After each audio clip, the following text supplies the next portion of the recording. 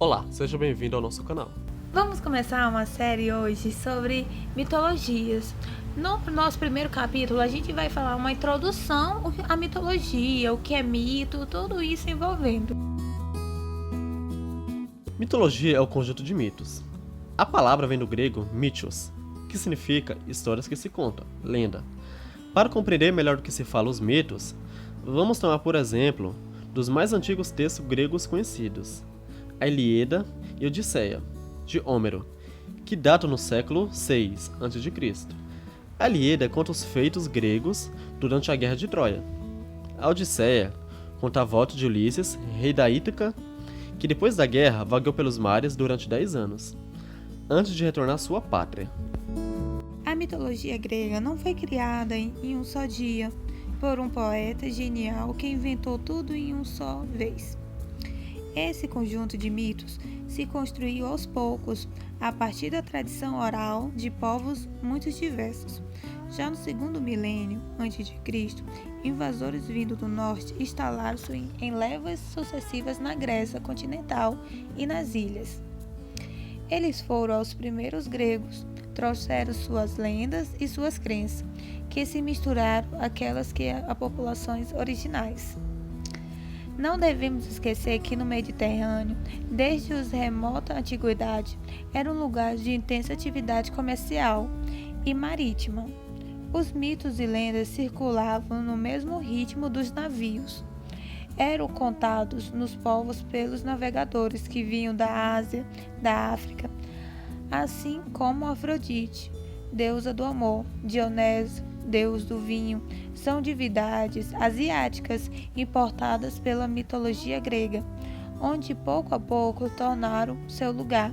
Portanto, esse pano de fundo mitológico é feito de pedaços, uma verdadeira concha de retalhos costurada ao longo dos séculos. Os gregos e os romanos representavam seus deuses em forma humana. As inúmeras estátuas que nos vê na antiguidade, principalmente aquelas realizadas pelos grandes escultores gregos, Fídias e Praxíteles, nos mostram isso.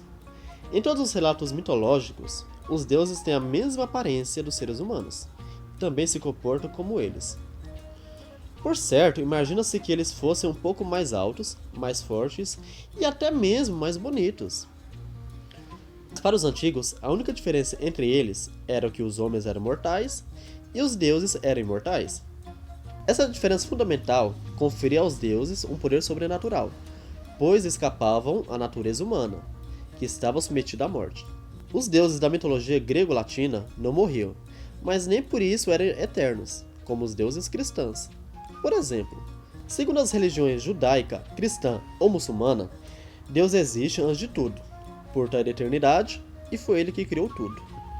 Os gregos, por sua vez, achavam que na origem do mundo os deuses não existiam. A mitologia conta como eles nasceram e como eles viveram.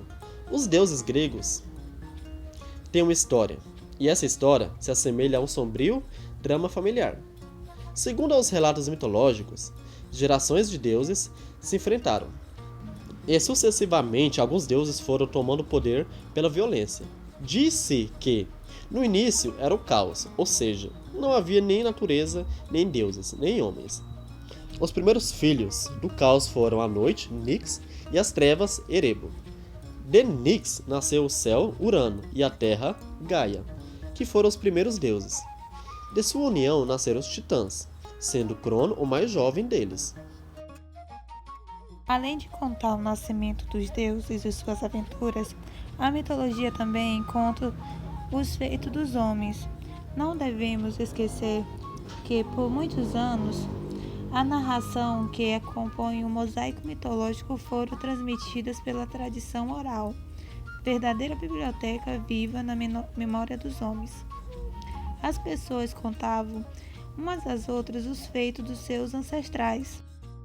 A diferença entre o herói e um homem comum: apesar do sangue divino que corre em suas veias, o herói é mortal, e, como os outros homens, é submetido ao destino que reage à vida humana.